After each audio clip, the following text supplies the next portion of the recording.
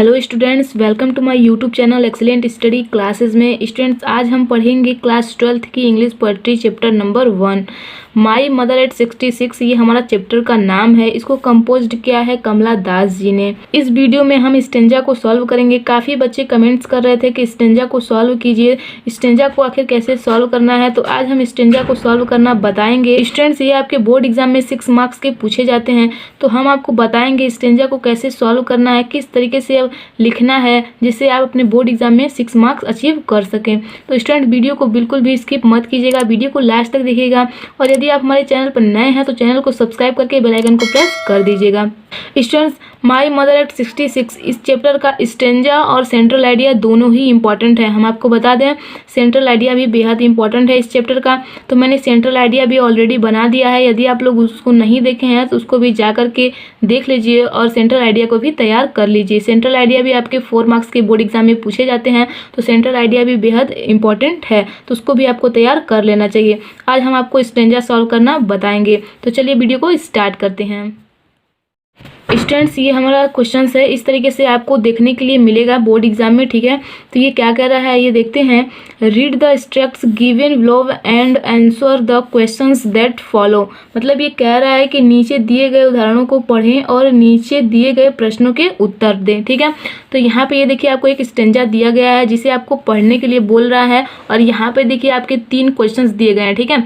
ये तीनों क्वेश्चंस आपके 2-2 नंबर के हैं। यदि आप तीनों क्वेश्चंस को सॉल्व करते हैं तो आपको 6 मार्क्स मिलेंगे, ठीक है। ये तीनों क्वेश्चंस आपके 2-2 नंबर के हैं। तो ये ऊपर क्वेश्चन में यही कह रहा है कि इसको पढ़िए और इस क्वेश्चंस को सॉल्व कीजिए, ठीक है।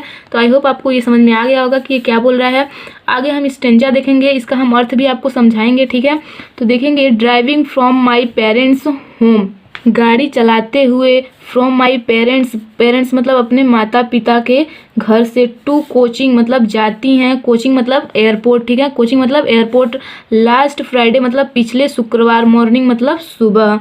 तो इसका मतलब ये है कि पिछले शुक्रवार की सुबह अपने माता पिता के घर से गाड़ी चलाते हुए कोचिंग के लिए जा रही थी, ठीक है।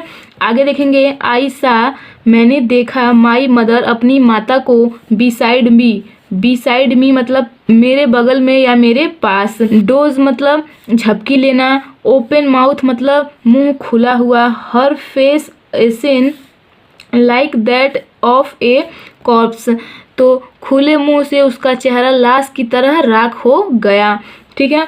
एंड रियलाइज्ड मतलब महसूस किया, विथ पेन दर्द के साथ, ठीक है, that she was as old as she looked.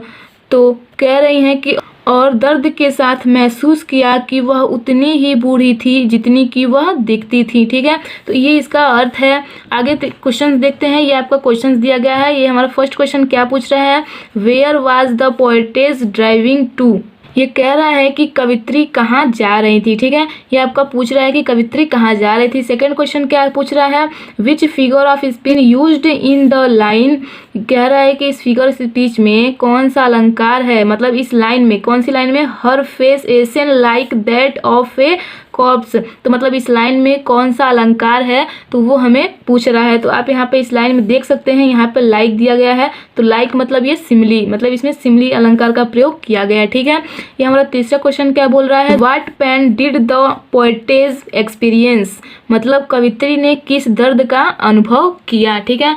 तो इस तरीके से ये क्वेश्चंस पूछ रहा है। अब हमें आंसर को किस तरीके से लिखना है अपने नोटबुक में, तो आइए देखते हैं। सबसे पहले आपको क्या करना है, आंसर डालना है, और उसके बाद यहाँ पे देखिए ये जो स्टेंजा दिया गया है, ठीक है। तो इसमें से फर्स्ट लाइन में से 1-2 वर्ड ले करके, और ये हमारा लास्ट वाला लाइन जो है इसमें से 1-2 वर्ड ले लेना है, ठीक है। तो यहाँ पर इस तरीके से यहाँ पे लिखना है, driving from she looked dash dash करके, ठीक है। ड्राइविंग फ्रॉम डैश डैश कर करके सी लुक्ड लिख देना है, ठीक है। फर्स्ट वाली लाइन में से 2 वर्ड ले लेने हैं और लास्ट वाली लाइन में से 1-2 वर्ड ले लेना है, ठीक है। तो इस तरीके से आपको लिखना है। और यहाँ पे देखिए आपका ये पहला आंसर क्या हो जाएगा। ये हमारा पहला क्वेश्चन क्या कह रहा है, she was the poetess driving to, मतलब कवित्री कहाँ जा रही थी गाड़ी चलाते हुए, तो मतलब कहाँ जा रही थी, the poetess was driving to the Cochin airport, मतलब कवित्री गाड़ी से कोचिंग एयरपोर्ट जा रही थी, ठीक है। तो इस तरीके से ये इसका आंसर है। और हमारा सेकेंड क्वेश्चन क्या है, सेकेंड क्वेश्चन है, which figure of speech is used in the line, मतलब इस लाइन में कौन सा अलंकार यूज किया गया है। ठीक है, तो इस क्वेश्चन का आंसर हो जाएगा the figure of speech simile is used in the given line. मतलब जो लाइन दिया गया था उस लाइन में सिमिली का प्रयोग किया गया है। ठीक है, तो इस तरीके से आपको सिमिली लिखना है, किसी अलग पेन से, ब्लैक पेन से आप लिख सकते हैं। ठीक है, आपको बोर्ड एग्जाम में रेड पेन का यूज नहीं करना है तो आप ब्लैक पेन से लिख सकते हैं। ठीक है, आगे देखेंगे एज द पोएटेज सीज, जैसे कवित्री देखती हैं, हर मदर अपनी माता को, डूजिंग मतलब झपकी लेते हुए, of with the mouth open और अपने मुंह के खुले हुए, उनका जो मुंह खुला हुआ था उसको जब देखती हैं तो ऑलमोस्ट लाइक ए कॉर्पस, तो एक मृत शरीर की तरह उन्हें दिखाई दिया। जब वो उनके मुंह को खुले हुए देखती हैं, उनको झपकी लेते हुए, तो वो एक मृत के शरीर की तरह उन्हें क्या होता है, दिखाई देता है। ठीक है, तो ये हमारा सेकंड क्वेश्चन का आंसर हो जाएगा। थर्ड क्वेश्चन क्या है वो देखते हैं। थर्ड क्वेश्चन है what pain did the poetess experience, मतलब कवित्री जो है वो किस दर्द का अनुभव किया, कवित्री ने किस दर्द का अनुभव किया। तो इसका आंसर हो जाएगा she felt it painful to witness her ageing mother, मतलब उसे अपनी बूढ़ी माँ को देख करके दुख हुआ। ठीक है, तो उन्हें इसी चीज़ का दुख हुआ था, वो अपनी माँ को देख के दुख हुई थी, अपने बूढ़ी माँ को। तो यहाँ पे आपका स्टेंजा सॉल्व होता है। स्टूडेंट्स, इसी तरीके से आपको स्टेंजा को सॉल्व करना था। इसी तरीके से यदि आप तीनों क्वेश्चंस को सॉल्व करते हैं तो आपको बोर्ड एग्जाम में 6 मार्क्स मिलेंगे। ठीक है, तो 2-2 नंबर के तीनों क्वेश्चंस थे, तीनों क्वेश्चन को आपको सॉल्व करना था। इसी तरीके से आपको स्टेंजा को सॉल्व करना था। आई होप आपके डाउट्स क्लियर हो गए होंगे, आपको क्वेश्चन समझ में आए होंगे। ठीक है, ये हमारा फर्स्ट पार्ट है इस वीडियो का, ये हमारा पहला स्टेंजा है इस चैप्टर का। ठीक है, एक स्टेंजा और है वो हम नेक्स्ट वीडियो में बताएंगे, तो वो आपको उसको भी तैयार कर लेने हैं। इस चैप्टर के 2 स्टेंजा आपको तैयार करने हैं जिससे आपके 6 मार्क्स क्लियर हो जाएंगे। ठीक है, तो वो स्टेंजा यदि आप लोग सेकेंड वाला स्टेंजा नहीं देखे हैं तो वो स्टेंजा इस वीडियो के डिस्क्रिप्शन में है, आप वहाँ से जाकर के देख सकते हैं। ठीक है, तो इसी तरीके से आपको स्टेंजा को सॉल्व करना है। इस चैप्टर से 2 स्टेंजा को सॉल्व कर लीजिए, आपके बोर्ड एग्जाम में 6 मार्क्स क्लियर हो जाएंगे। और आपको सेंट्रल आइडिया को भी तैयार कर लेना है इस चैप्टर का, क्योंकि ये चैप्टर आप लोगों के लिए बहुत ही इंपॉर्टेंट है। ठीक है, तो इसी तरीके से आपको सॉल्व करना था। आई होप आप लोगों को वीडियो पसंद आया होगा। वीडियो पसंद आए तो वीडियो को लाइक कीजिए, चैनल को सब्सक्राइब कीजिए और बेल आइकन को प्रेस कीजिए। तो मिलते हैं नेक्स्ट वीडियो में किसी इंपॉर्टेंट टॉपिक के साथ। आज के लिए इतना ही। जय हिंद, जय भारत।